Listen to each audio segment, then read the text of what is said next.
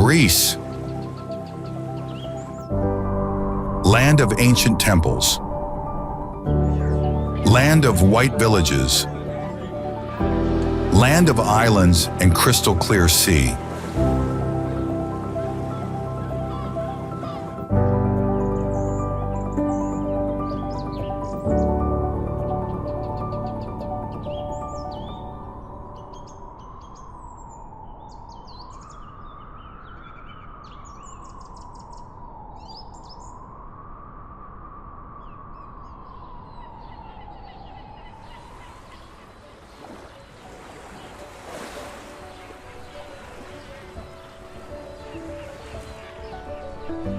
There is a land where the sea is clear as glass, and the white houses tumble straight down onto the rock.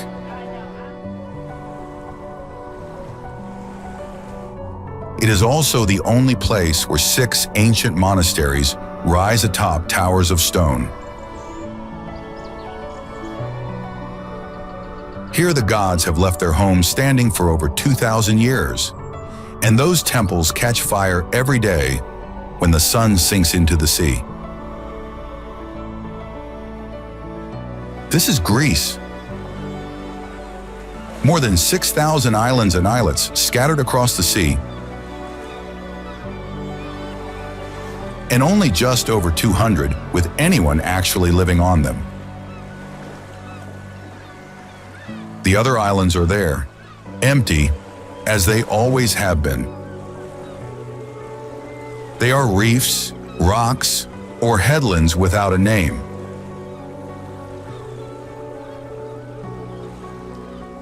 Adding up all the Greek coastlines, you reach 14,000 kilometers of shore, or about 8,700 miles.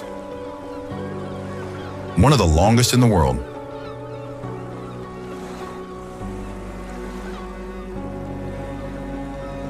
It is a small country then, but with more coastline than Italy, Spain, and France combined. And yet, you only have to turn toward the interior to understand that the sea is only half the story. Because 80% of this nation is mountain or hill. There are rocks, narrow valleys, high plateaus, and villages perched up high, where in winter it truly snows.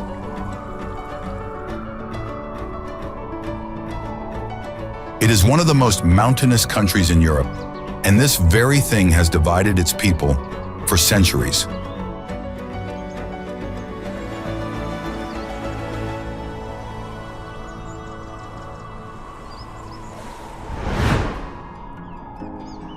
The mountains isolated the valleys and turned every piece of land into a world of its own.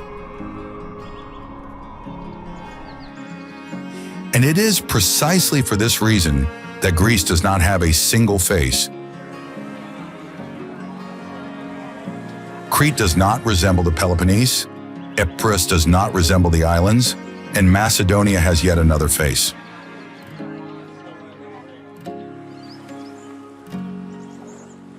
The cuisine changes, the musical instruments change, and even the steps of the dances change.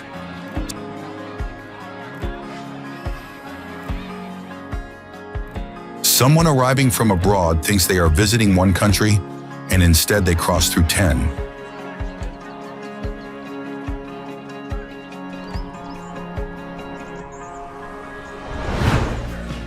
There is, however, one thing that holds this whole nation together, and it is the language, spoken for more than 3,000 years.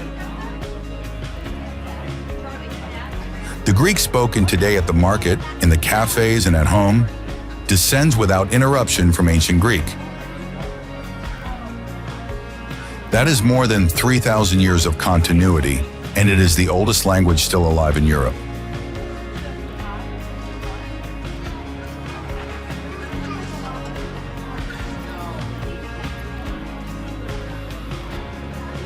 The Greek alphabet was also the first to write the vowels, and from it were born the Latin alphabet in the Cyrillic one. Half the world writes with a Greek lineage, without even knowing it.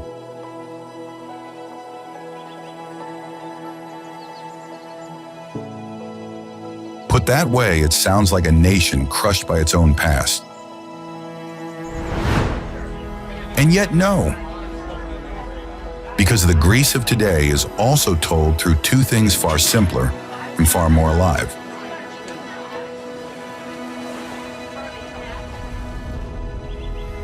The first is olive oil.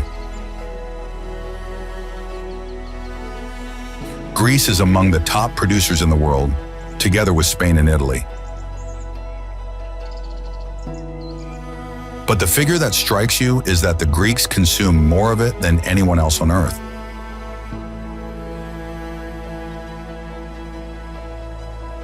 The second Greek trait, instead, is coffee.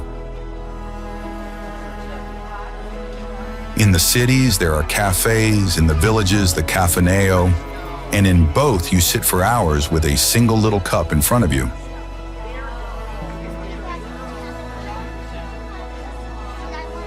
No one gives you a look, no one rushes you. The coffee is really just the excuse, and what matters is staying, talking, and watching the square.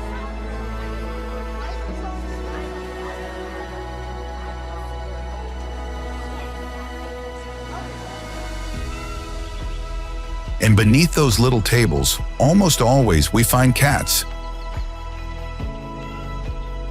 Because in Greece, the cats belong to no one, and they are everywhere, on the low walls, on the boats hauled ashore, and on the steps of the churches. No one shoos them away. On the contrary, everyone leaves something for them to eat.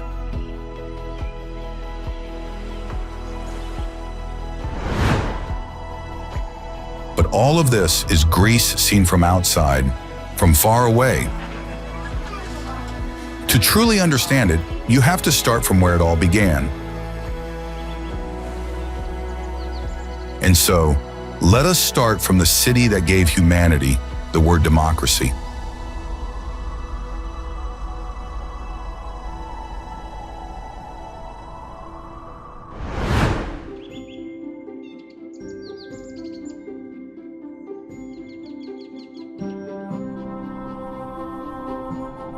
Athens.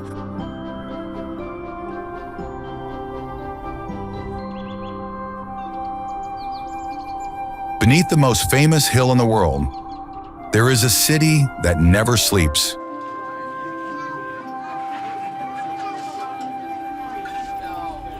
Athens is noise, car horns, scooters, and terraces packed in the evening.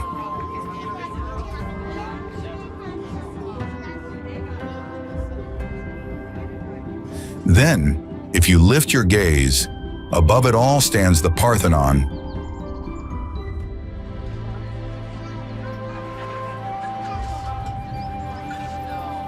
"2,500 years of marble, looking down on the city from on high."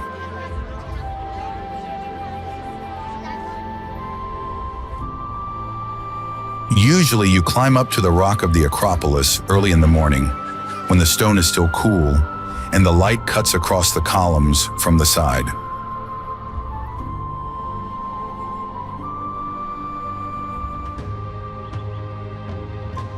Below lies the neighborhood of Plaka.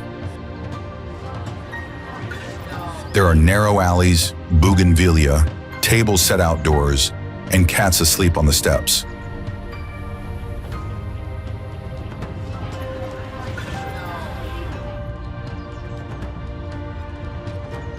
At the central market, the day begins before dawn, amid voices shouting and crates dragged across the wet floor.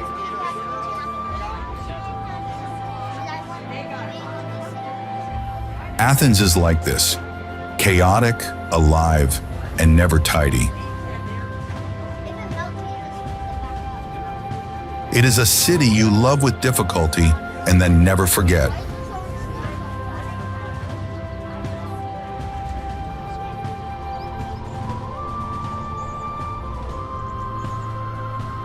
But in the mind of anyone arriving in Greece, there is almost always another image, made of white houses and blue domes.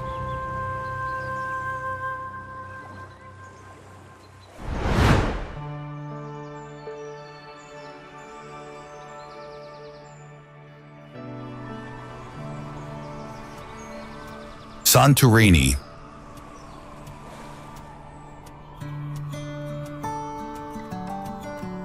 White lime, blue domes, and then the void.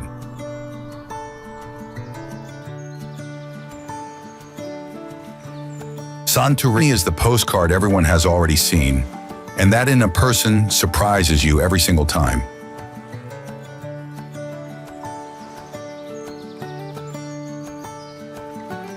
The island is the rim of an exploded volcano, and the houses all sit right there, resting on the edge of the crater.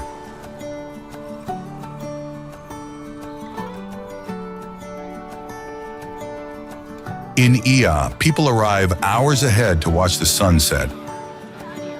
They sit on the low walls and wait in silence.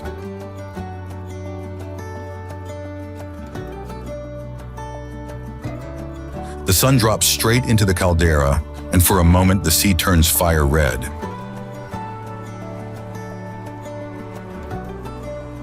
The paths descend in zigzags toward the old harbor, and there are still the mules that make the climb with tourists on their backs.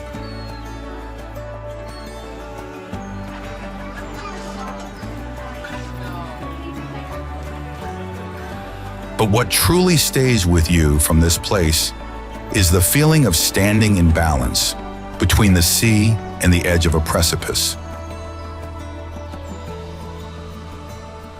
That same sense of the void we also find in the Greek interior, but there's someone built for a very different reason.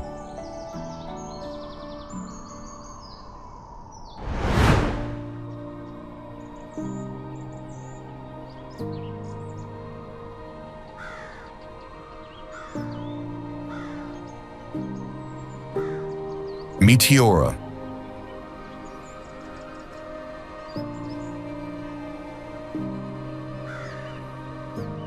Towers of gray rock that rise out of nowhere in the middle of the plain.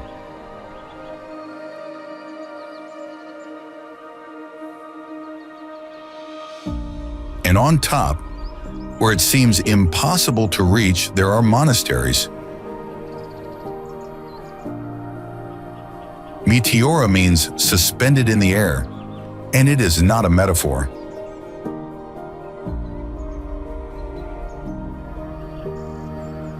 For centuries, the monks went up the hills inside nets and baskets, hauled up by hand with a rope. The stairs carved into the stone that you see today came much later.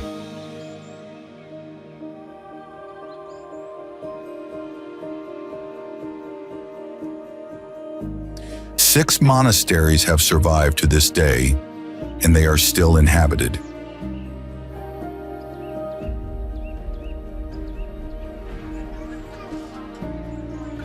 Inside, there is the smell of wax and blackened frescoes.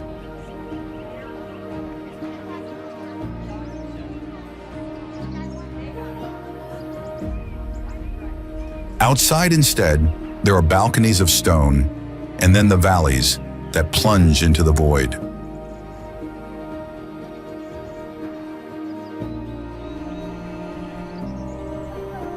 But the most impressive thing is not the monasteries, but all the material that someone carried up there, stone after stone, to build them. Then there is another mountain farther south, where people climbed not to pray, but to ask.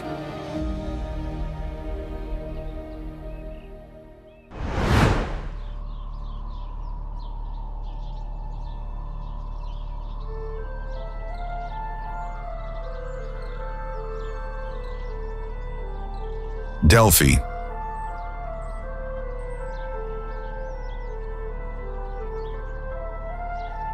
It clings to the flank of Mount Parnassus among olive trees and walls of rock.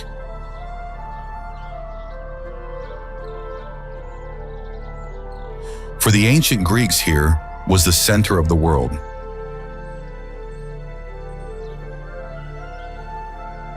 People came to Delphi to question the oracle, and anyone would line up for an answer that was almost never clear.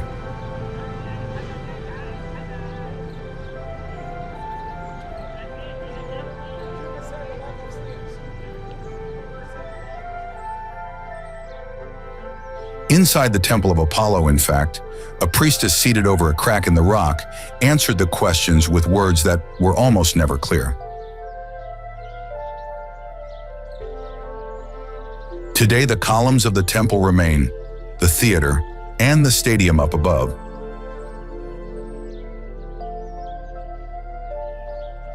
But the real spectacle is the surrounding landscape.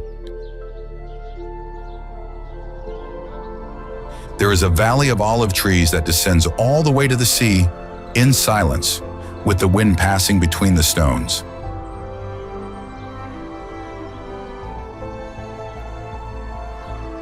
But Greece is also a place where you find the exact opposite of silence, and you find it on an island now known all over the world.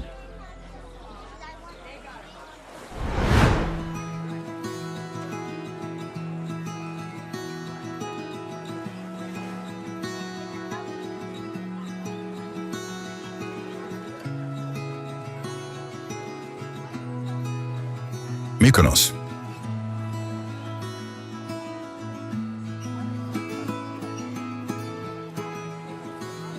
There is music coming from the sea even before you step ashore.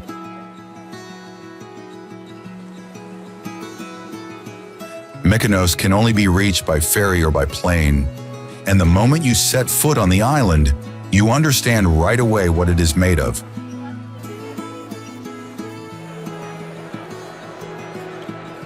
It has been the Greek island of the party for about 60 years.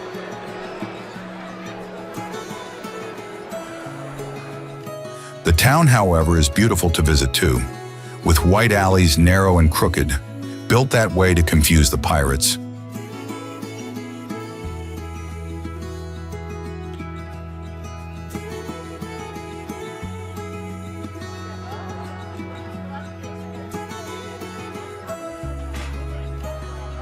Along the waterfront, there is Little Venice. There are houses with wooden balconies, suspended right over the water.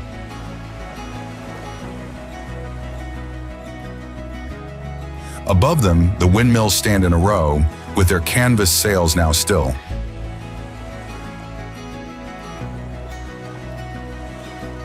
The beaches usually fill up in the afternoon. Then the music rises, and it does not stop until the following dawn.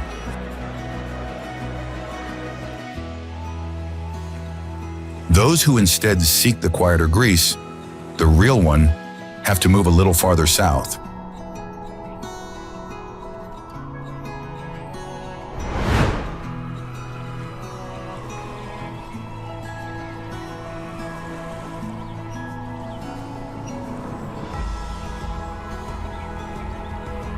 Crete.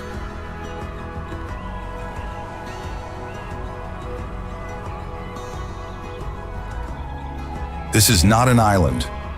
It is almost a country of its own.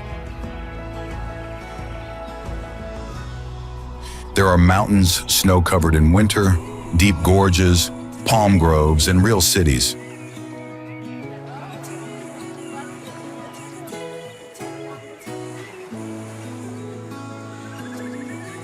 At Naxos, for example, you walk inside a palace from 4,000 years ago, with corridors, staircases, red columns, and frescoes with dolphins.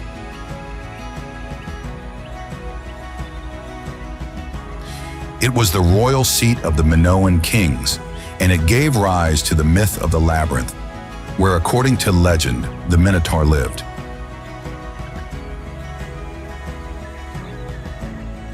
Here there is also the Samaria Gorge, a walk of 16 kilometers, or about 10 miles, with a passage where the walls almost touch, just 3 meters apart, roughly 10 feet.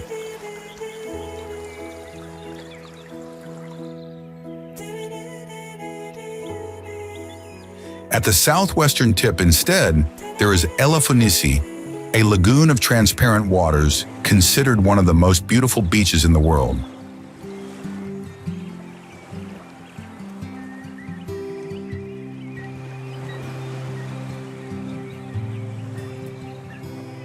Or else there is the town of Ilunda, where the sea is calm and out front lies Spinalonga, the fortress island where for half a century the lepers were confined, until 1957.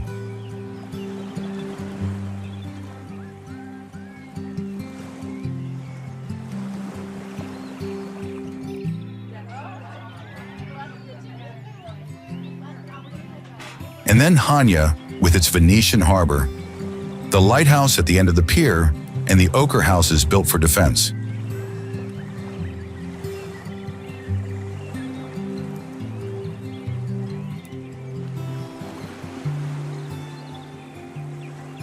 But a little farther east, on another island, they did not only build houses for defense, they walled in an entire city.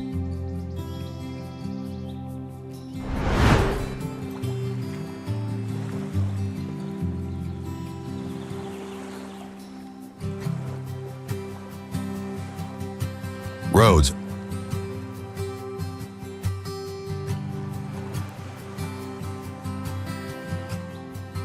a piece of medieval Europe stranded in the Aegean.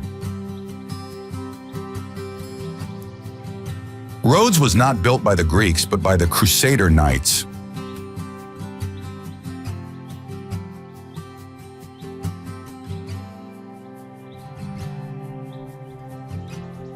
The old city is closed off on every side, with 4 kilometers of ramparts, or about 2.5 miles, along with moats and towers. It is permanently inhabited, and there are shops, laundry hung out, and scooters.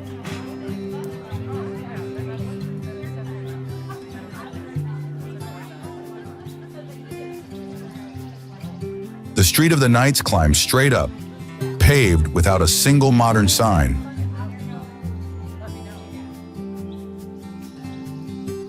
At the end, you see the Palace of the Grand Master, which is enormous.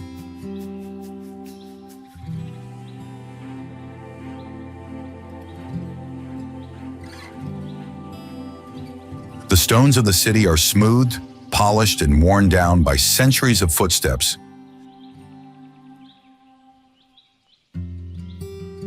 But the island was Greek long before the Knights, and to understand that you have to climb up to Lindos.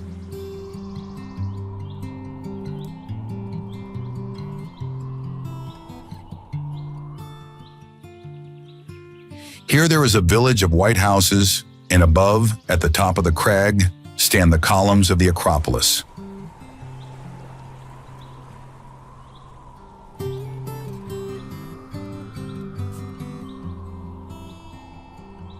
On the other side of the sea, then, another island carries a foreign imprint upon it.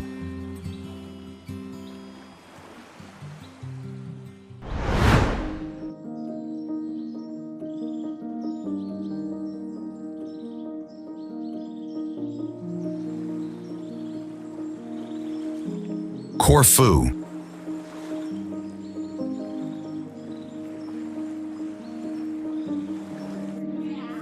Pastel-colored palaces, arcades, and green shutters. Corfu looks like Venice, set down in the middle of a warmer and clearer sea.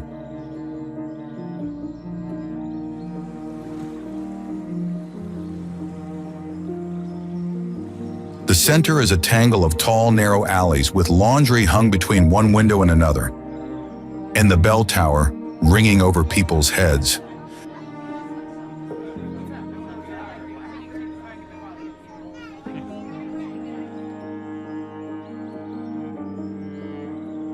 There is even a square with arcades modeled on the French ones, and a field where they still play cricket, left behind by the English.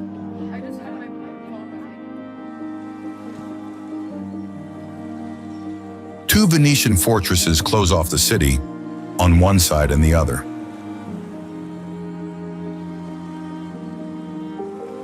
And all around, there is green everywhere.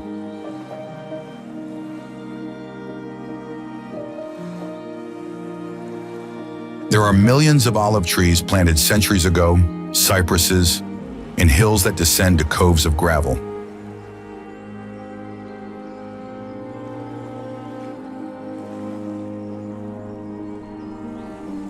heading south along the same chain of islands. That green does not end, but continues.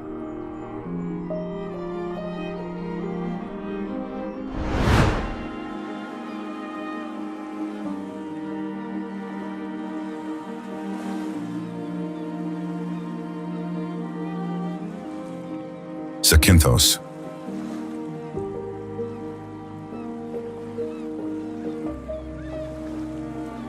A bay enclosed between white walls, and in the middle of the sand, a rusted wreck.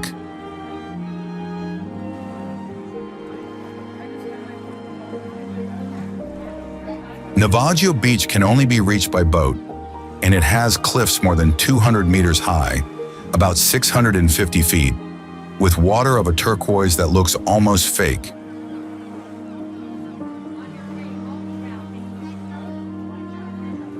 That ship has been there since 1980, ever more eaten away by rust and by salt.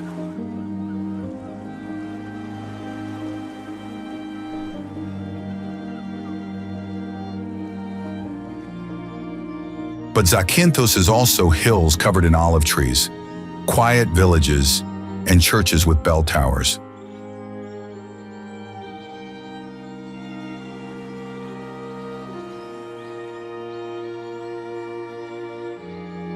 In summer, on the southern beaches, the Crete turtles climb up the sand at night to lay their eggs.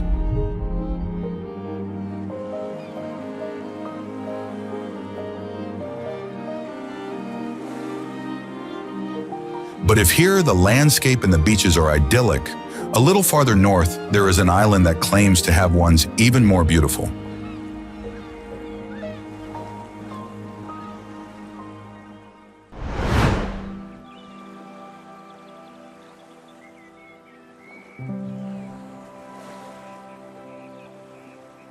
Lefkada.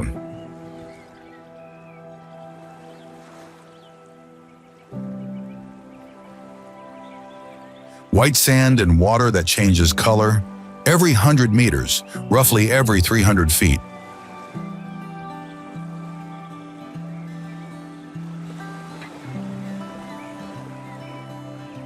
Lefkada is attached to the mainland by a bridge, and so you get there by car without a ferry.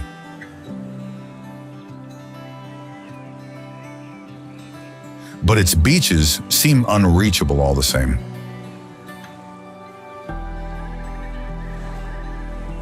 Porto Katsiki, for instance, you see from above, wedged beneath a white wall, and you reach it by going down a long and steep staircase.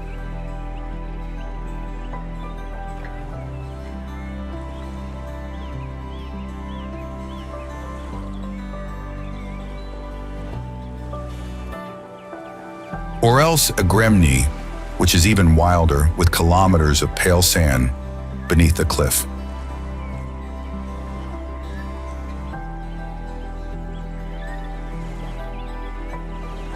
Usually the afternoon wind draws the surfers to the east coast of the island, where the sea ripples and the sails swell.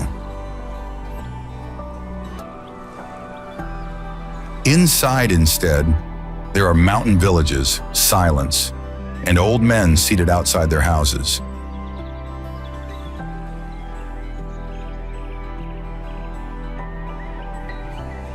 And yet in this same sea, there is a place where the water has the same blue, but all around it looks like another planet.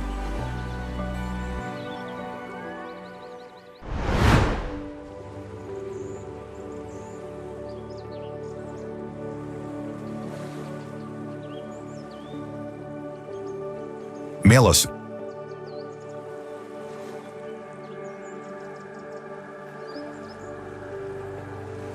White rock, smooth by the wind, that seems poured like wax. At Santorini there is no sand, but a lunar landscape that drops straight into the water.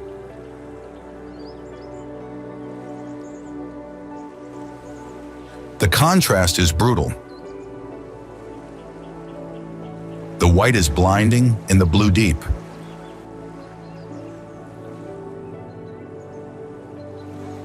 And the whole island is like this, a mix of yellow, red, and gray rocks, depending on the bay.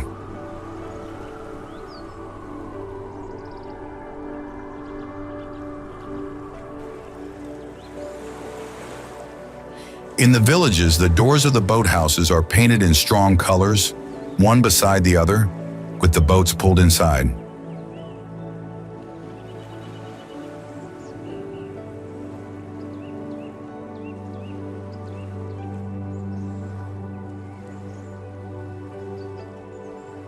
The sea remains, then, the protagonist, but on some nearby island, it is left in second place for something else.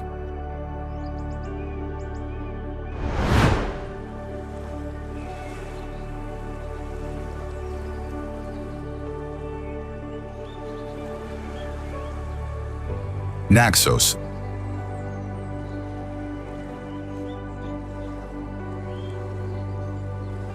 The largest of the Cyclades, and also the most down-to-earth.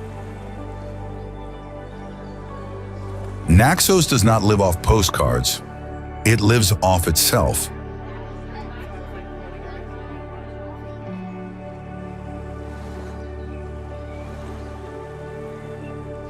At the entrance of the harbor, there is a marble gate 6 meters tall, about 20 feet, and it is all that remains of a temple never finished. It stands there isolated and frames the sunset like a picture frame.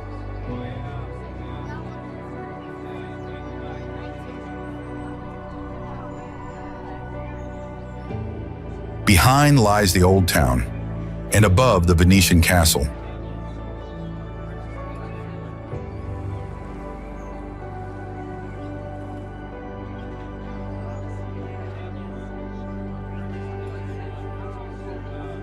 But the heart of the island is inland, among the mountain villages, the terraced fields, and the dry stone walls between the goats.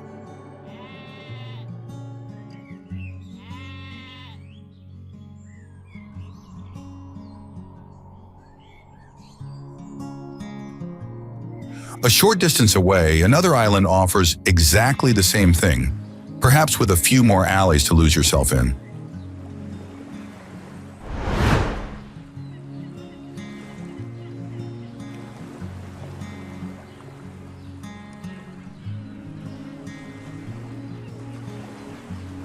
Paros.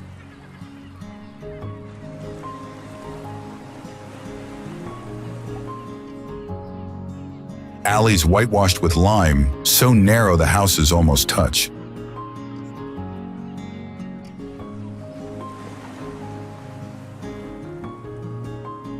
At Naousa, the little harbor is tiny, with colorful boats tied up beside the remains of a half-submerged castle.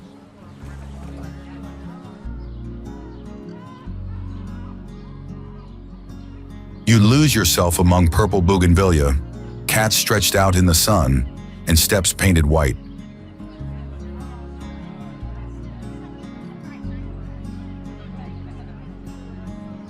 The marble of Paros is the purest of the ancient world, and it was quarried right here. In fact, with this stone, some of the most famous statues we know were made. As for the sea, the east coast gathers the surfers, while the west one, the families.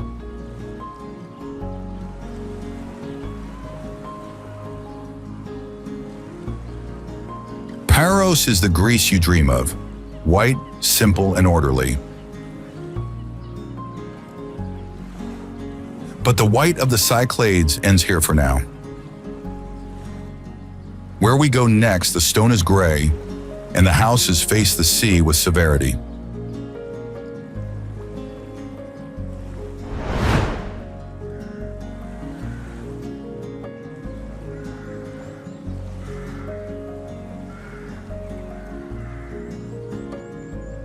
Hydra.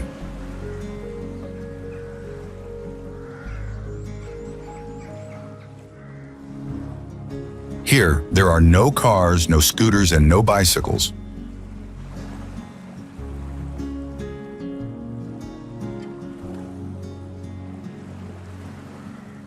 The ban has existed since 1950, and it came about because the island streets are actually staircases, and on a staircase, wheels make no sense.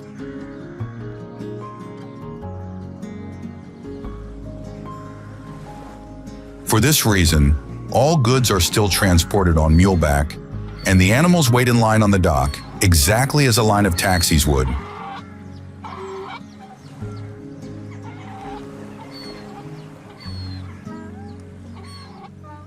The land is arid and fresh water is scarce, so farming was never an option. People lived off seafaring. The proof is the great stone houses built by the ship owners, called archontica, meaning those that stand up high and dominate the harbor.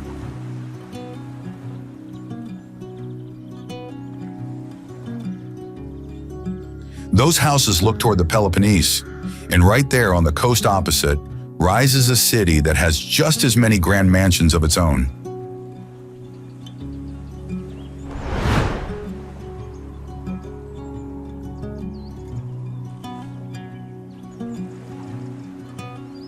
Nafplio.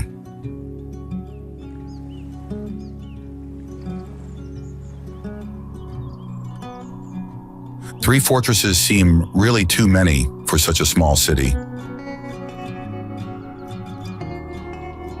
The reason, however, becomes clear looking at a map. From here you watch over the Argolic Gulf, which is the main sea route into the Peloponnese.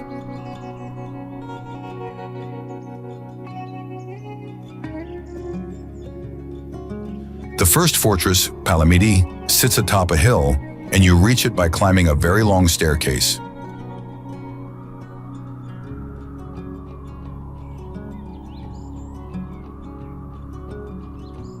The second, Bortzi, rises on an islet in the middle of the water and seems to float.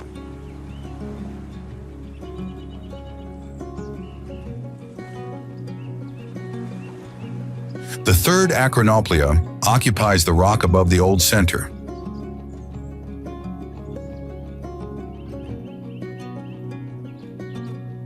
At their feet, you walk through paved alleys, among houses with wrought iron balconies and shutters of Venetian taste.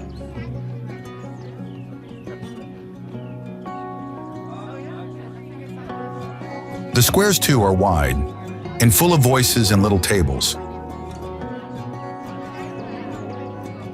Nafplio, though, is a relatively recent fortress.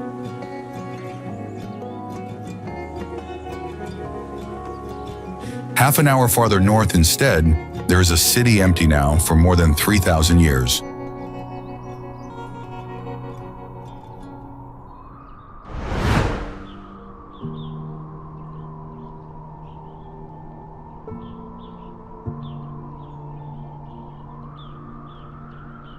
Mycenae.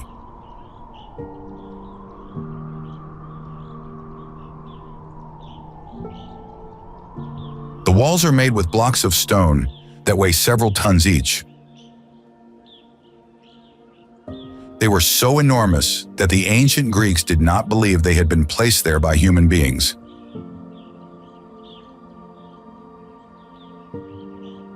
And so they called them Cyclopean, because in their view only the giant cyclopes could lift such weights.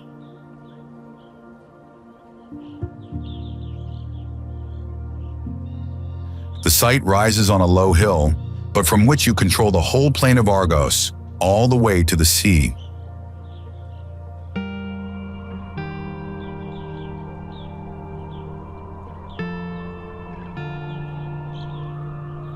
You enter through a single opening, which is the Lion Gate, and from there you continue toward the tombs.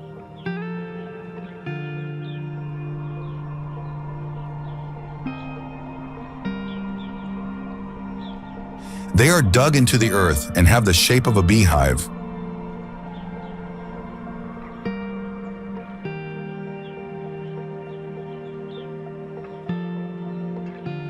Here the stone was used for defense and to keep the world out.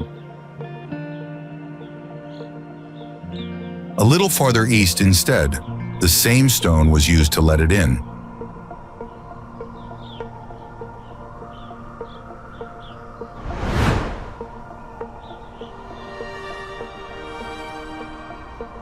Epidaurus.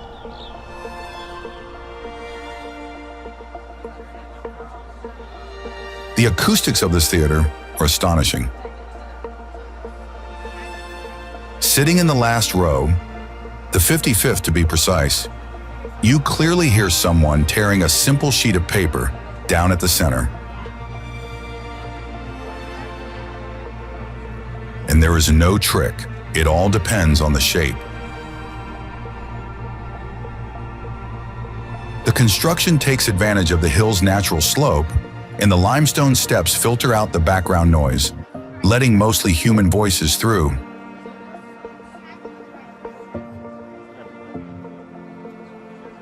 The system still works today, so much so that every summer, tragedies are staged there before 14,000 spectators. But this was not the only place that often filled up with people.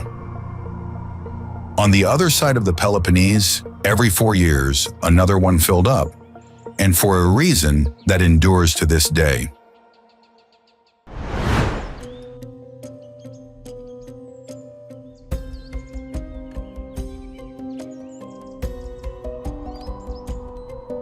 Olympia.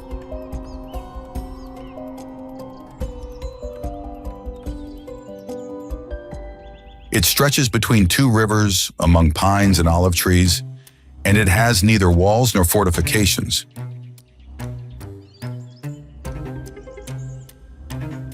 It was not, in fact, a city where people lived permanently, but a place people went only on certain occasions.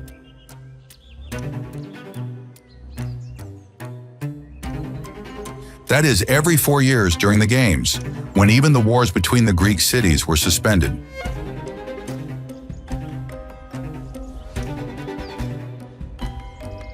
That stadium still exists, and it is a rectangle of grass with a starting line in stone on which you can run.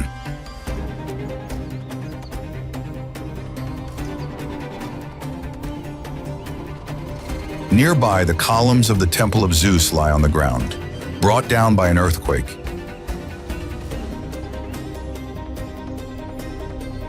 An earthquake, curiously, is also what made possible the creation of the next place we will visit, on the eastern coast of the Peloponnese.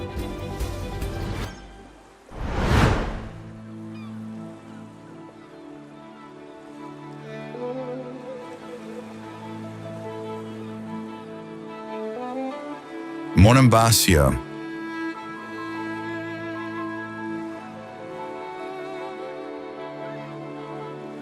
The name explains its whole structure, and it means single entrance.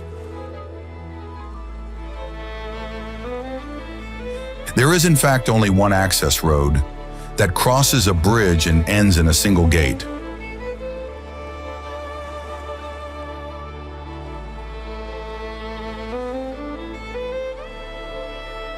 Arriving from the sea, you see practically no house at all, but only an enormous gray boulder detached from the coast.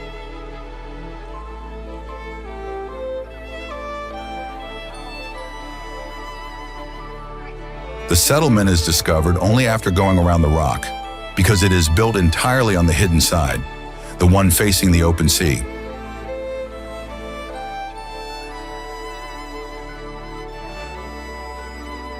Inside, the alleys are extremely narrow, and you go everywhere on foot, among arches and courtyards.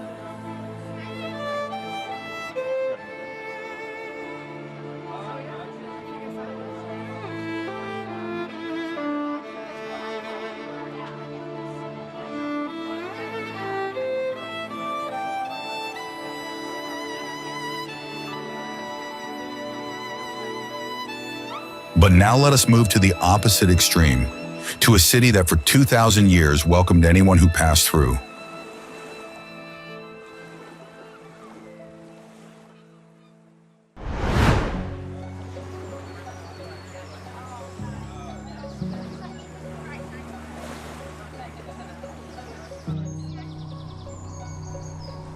Thessaloniki.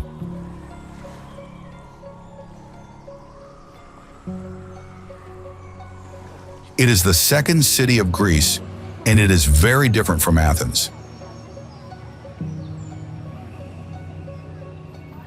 It is young and also very much alive,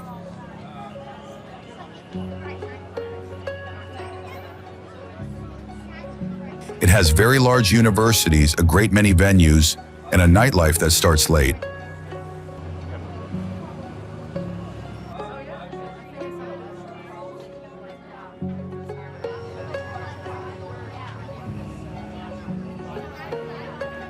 The waterfront you can walk on foot for kilometers, and it ends at the White Tower, which is the symbol of the city.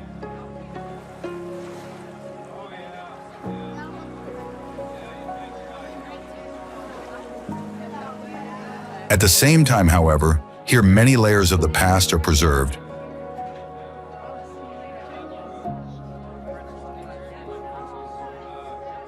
Among the modern buildings, numerous Byzantine churches spring up, for example, protected by UNESCO.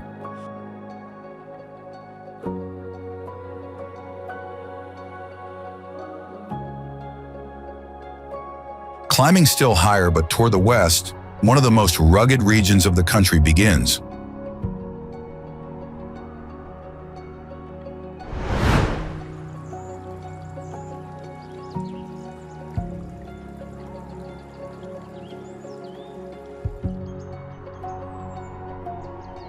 Epirus.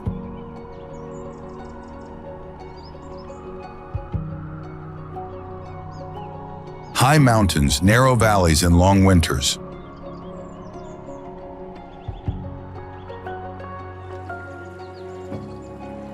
The land here produces little, and this has shaped the way of living and of building.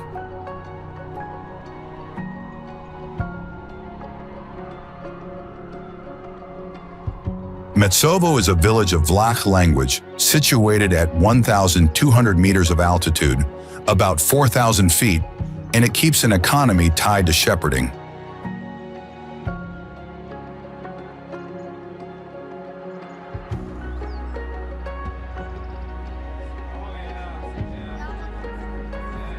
Farther north lies the Zagorochoria, a group of 46 villages built in stone and connected to one another by arched bridges over the streams.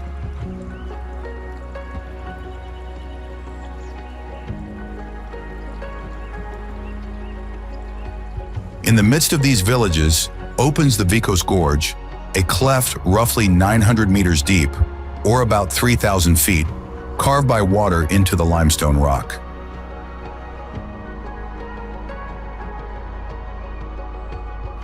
If here it is geography that isolates people, there exists in Greece a place where the isolation is instead a choice, and it is enforced by law.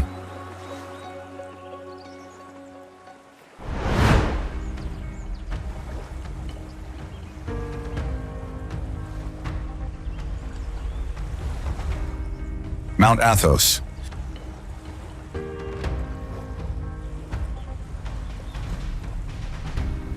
This peninsula is closed to the public.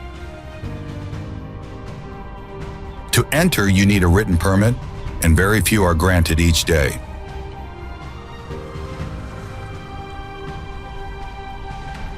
Women, moreover, are forbidden to enter by a rule in force for over 1,000 years.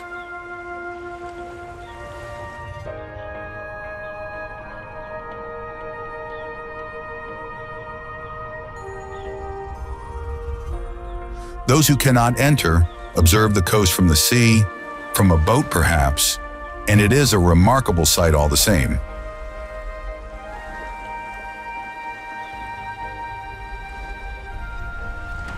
Here there are monasteries still inhabited, built sheer over the cliffs, with towers and wooden galleries that jut out over the water.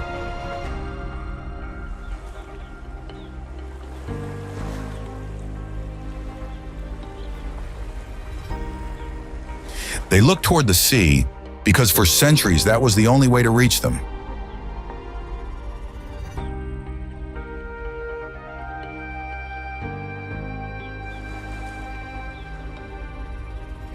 There is, however, another Greek island that forbids its visitors from staying overnight.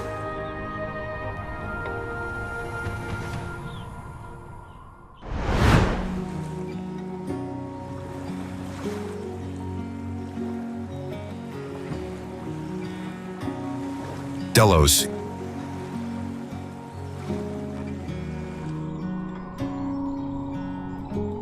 Here, no one lives because the law forbids it. And it is not even permitted to spend the night.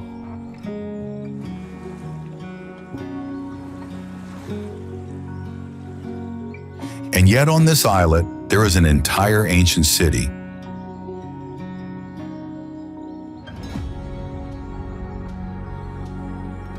There are paved streets, warehouses, cisterns, and mosaic floors still legible.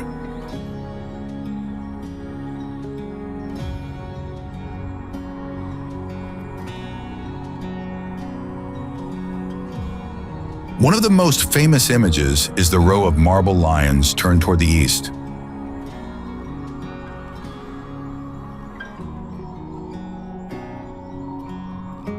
All of this was created on a dry rock, a few kilometers wide and lacking water.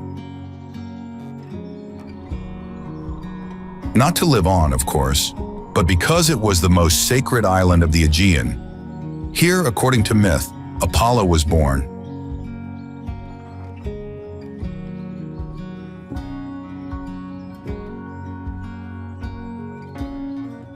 Moving a little farther east, staying in the same sea, there is an island dominated by colors.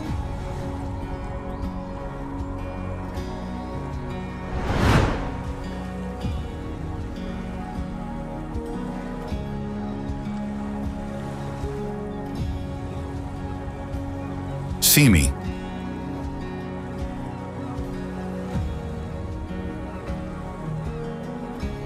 The first striking sight, you get arriving by boat.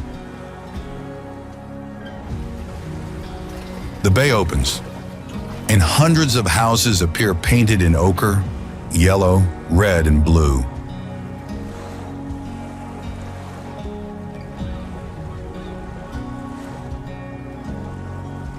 They are arranged in terraces on the two sides of the harbor and stacked one above the other all the way to the top.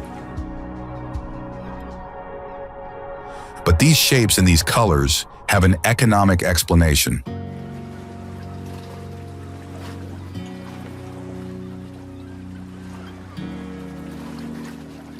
In the past, people built boats and dived for sponges, and whoever earned a lot showed it by raising houses in neoclassical style, all facing the water so as to be clearly visible from the harbor.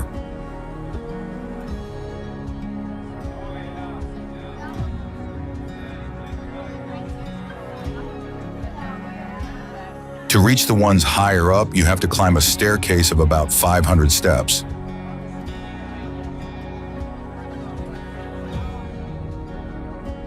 Then the work ended, the people went away, and the houses stayed there, exactly as they were.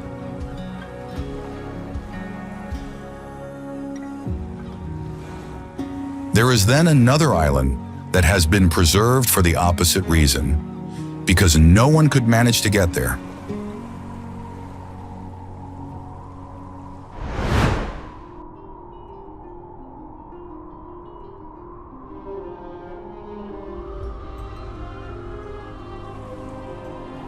Carpathos.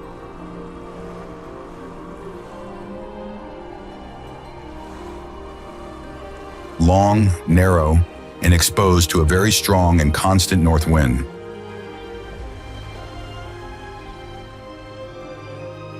Precisely for this, it has become a destination frequented by those who practice kite surfing and windsurfing.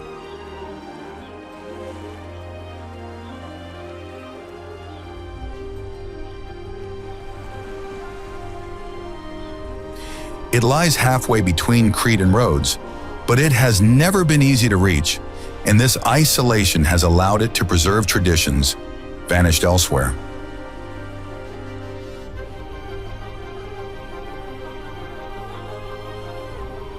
Until the 1980s, you could get there only on foot or by sea.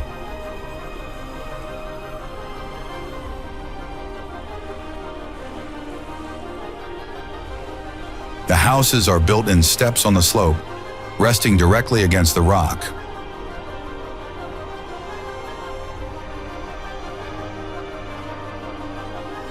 Even today, the older women wear the traditional embroidered dress every day.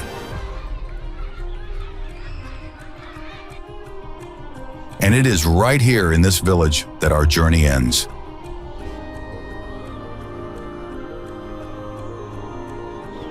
Beyond this sea, Greece ends. New islands, new coasts, new silences continue, beyond the horizon. But this is no longer part of our story. A new journey awaits us elsewhere. Thank you for watching.